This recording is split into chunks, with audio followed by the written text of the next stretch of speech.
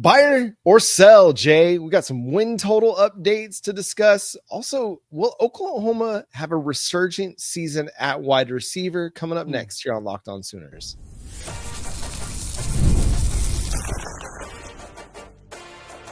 You are Locked On Sooners, your daily podcast on the Oklahoma Sooners. Part of the Locked On Podcast Network, your team every day.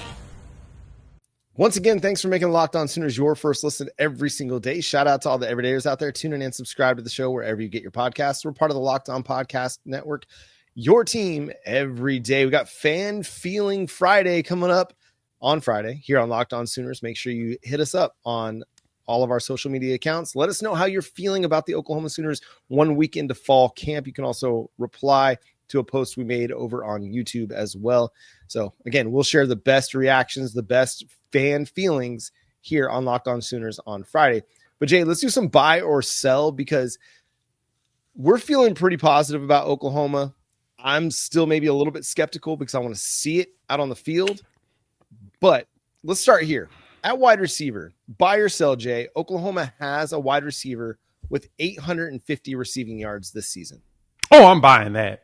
I can see us having a couple of players over the 800 realm. Now, if you would have asked me about 1,000, I'd maybe be like, yeah. I don't know if we're going to have one person be that dominant. I think it's going to be a committee this year, especially as Mateer gets things down. Plus, you have a good group of weapons. I think you've got at least 4 players that I know can get you a bunch of yards that you'll be like, all right, I could totally see it. But 850, yeah, I can definitely see at least one player getting 850. We need a 1,000-yard receiver, but I don't know if it'll be this year. I could totally see it next year. I'm going to sell. And it's not because I don't like the wide receiver group. It's not because I don't think there are players capable of putting up 850 or more. I know Jay's just want to call me a hater. It's fine. Hater. Maybe I am. Maybe I am a hater. I'm sorry, guys. Pure. Emmett Jones, I'm sorry. I'm a hater, apparently. I just think that there's a little bit more of a rotation. Like there's a lot of depth that they're going to want to see on the field. I mean, I could name off a handful of guys that they're going to want to play. Deion Burks, Zion Kearney, Keontez Lewis. When Giovanni Gibson gets back, when Jaden Gibson gets back, Elijah Thomas, Jacob Jordan, Isaiah Satan. Like there's 7 guys that you could see get actual playing time and significant snaps for this team that I could see maybe 3 wide receivers with more than 600 yards, a couple with more than 700, and maybe 1 or 2 with like 300 or 400 yards receiving. Like, and again, my sell status doesn't even consider what happened last year. It just considers the fact that you have a plethora of weapons, and I think they're going to spread the ball around, and we're also going to run the football a lot. And so I don't think John Mateer is going to throw for 4,000 yards. I think he'll hit around 3,000 again. Mm-hmm. And so I just think they're very deep at wide receiver. So we'll track this and we'll see where they end up. But Jay's buying a receiver over 850. I'm selling that. Let us know what you think. Wide receiver over 850 or not. Here's one that's intriguing. Okay. R. Mason Thomas had 9 sacks last year. Will he have 9+ sacks again? Are you buying or selling? Man, that one I've been struggling with because I've been trying to figure out my predictions on what would be what's the ridiculous numbers we could see coming into the season and what's some that are too far-fetched. And I don't think R. Mason repeats his 9-sack season. Hater. And I say that because I think that he's going to be the focal point by a lot of teams. They're going to do whatever they can to try to get 2 people to prepare to stop him from being the menace that he is on the edge. Now, would I be surprised if he repeated the 9? So I'd say the over-under is what, 9.5 was what you would probably set it at? Yeah, I'd probably say 8.5. 8.5? Okay, over-under 8.5. Man, I'd probably take the under. I think his pressures go up, and I think he gets more hits. But I don't know about him getting more sacks because he's now someone people are paying attention to, and defenses will have to scheme to watch him, which opens it up for everybody else on the D-line. I'm going to buy, and here's why. You're not the hater. No, here's why. Your defensive tackle group is so good that teams will not be allowed to slide coverage or slide their offensive scheme package to completely take him away. Will they be? They'll probably use a running back to chip or a tight end to slow him down a little bit out there on the edge. But with Jaden Jackson, Dominic Williams, Grayson Halton, David Stone, and maybe even Trent Wilson, you're not going to be able to just completely ignore the interior.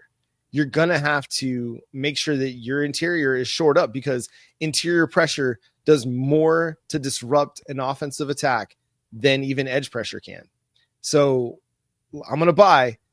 And here's the other reason why. Oklahoma is going to be in a lot more game scripts where they're leading in the third and fourth quarter than they were last year. And they're going to be in a lot more game scripts where they're leading by, I'm going to say 10 or more. That's going to force teams to be pass heavy, which is going to open up so many more opportunities to rush the passer for R. Mason Thomas. Let's consider how many times Oklahoma was playing with a 10-point or more deficit in the third or fourth quarter. And those opposing teams, all they had to do was just run the ball and avoid, deeper dropbacks and avoiding R. Mason Thomas. In the games where it was tight in the fourth quarter or Oklahoma was leading, he was teeing off. Tulane, Alabama, Missouri, those games, he was absolutely dominant. Get him a fourth quarter league, and it's going to be lights out for opposing quarterbacks. Next one here. Over under on the win total has moved to 7.5. Jay, are you buying Oklahoma on the over 7.5 wins for 2025? Absolutely. I'm taking the over. Yep. I'm going to hammer the over. I'm going to go ahead and get on FanDuel and hammer the heck out of that over. I already hammered it once. I'm going to go ahead and hammer it a second time. Why not? Why not get a little bit more action in there, right? It was double and triple down. No, I think 7.5 is still low. I think that Oklahoma is going to go out there and he's going to surprise some folks. And that's the one thing that gets your boy excited, that I think that we have an opportunity to do something that a lot of people don't expect. They don't expect Oklahoma to be that good, which is fine. Totally here for the skepticism of the opposition in the world. But a lot of people are buying in heavy. Josh Pate's been on a few shows, his own show, as well as he was on the Oklahoma Breakdown this week, and he's talking very reckless about Oklahoma. He posted a tweet when he saw John Mateer throw a pass, and he's like, yep, they're going to make me make some regrettable predictions about them with the way this propaganda is coming out. He ain't lying, because I've already been on that propaganda chain. I am in there like swimwear, that I understand the assignment. I'm all over it, because 7.5 still feels low to me. Yeah, I think this is a team with an 8-win floor, which, again, we talked about it in yesterday's episode, where I don't necessarily consider that a good season. I think 8 wins is the floor for this team. So hit that over. I'm buying over 7.5. I think this is a 9-10 win team. And at minimum, I think they have the potential to be even more than that.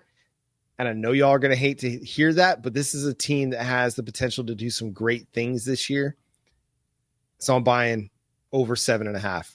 Again, if you want to too, you can go to FanDuel.com as well. Final buy or sell here. The SEC gets 4 teams into the college football playoff in 2025. Ooh, see, that's the toughie. Is there a path for it? Yes. And I'll be honest, I think Oklahoma and Florida opens up that opportunity, specifically because of how potentially tough the schedule is that everyone's talking about. Oklahoma, with the coaches poll, Oklahoma plays 7 teams that are going to be on that list. They win majority of those. They're probably putting themselves in a position where they're going to end up in the playoff conversation, at least. Similar with Florida, who I think also plays 7. So because of the non-con in those other games, especially Florida's with Miami as well as Florida State, which I think Florida State's going to be really good this year, that helps with the narrative and the conversation about should they make it, because a lot of weight is put into these preseason polls early to help, say, oh, you won this ranked game, you beat this ranked team. That's going to help with the conversation and, like I said, that narrative to get them pushed and propelled forward. So because of that, I'm a buy 4 teams making it this year. I'm going to sell. I think the SEC is going to eat itself alive a little bit more. And so I don't know if you're going to get a 9-3 team in. I hope you do, because I hope that Oklahoma is that 9-3 team that gets into the playoff. But I just think that I don't think Texas is as good as everybody says they are. Georgia, I'm buying Georgia, but I don't know if they're going to be a dominant like 12-0 team, right? Alabama, the same thing. I don't know if they're going to be a dominant 12-0 team. I think you could see a 10-2 SEC champion. You know, I think you could see 2 teams that are 10-2 going into the SEC championship game. And then one of those could be a 10-3 team after that game, and one would be 11-2. So I don't know. I just think the depth in the SEC right now, the fact that it's so wide open, that there are so many teams that could contend for the SEC title and contend for a college football playoff berth, you might see a little bit more of it eating itself alive. Now, if the college football playoff committee will actually take into account strength of schedule, then we might have a conversation there. But until they do that, until they prove that they're willing to take into account strength of schedule, strength of conference schedule, then I'm going to be a little bit skeptical on that front. But I think there's a better chance that the SEC gets 4 teams in than the Big Ten. We'll just have to see where it lands. I love that everybody does not believe that they're going to take a strength of schedule in consideration. That cracks me up. But I totally understand and agree. I get why everybody's super skeptical about that, because we haven't felt like we've got that before. And so if we get that, that should be enough. But, you know, rightfully so. It's still we'll see. Yeah. I mean, they showed us in 2024 with teams like Indiana not really playing anybody, getting that at-large bid. So that's going to do it for today's episode of Locked On Sooners. Thanks so much for tuning in, being a part of the show. Subscribe to the show wherever you get your podcasts. We're free and available on all podcast platforms and on YouTube. Hit that subscribe button. Hit that notification bell to let you know when new episodes drop. Again, thanks for making Locked On Sooners your first listen every single day. For your second listen, check out the Portal Show. Brian Smith has the latest rumors, portal entries, and signings. Be the most informed fan on the rapid changes to the college football landscape. Find the Portal on YouTube or wherever you listen to podcasts. Go check out Jay's show at Unfair Sports on YouTube as well. You can follow him on social media at Unfair Sports. You can follow me at John 9 Williams and read my work covering the Sooners over at SoonersWire.com. The show is at Locked On Sooners on all of your favorite social media platforms. Again, hit us up for your Fan Friday feelings and let us know what you're thinking about the Oklahoma Sooners 1 week into fall camp. But until next time, he's Jay Smith. I'm John Williams. We'll talk to you then. Boomer Sooner. Go ahead. Let your feelings out, folks. Yep. We want to know how you feel. All the vibes, positive, negative, whatever you're feeling. Let it all out.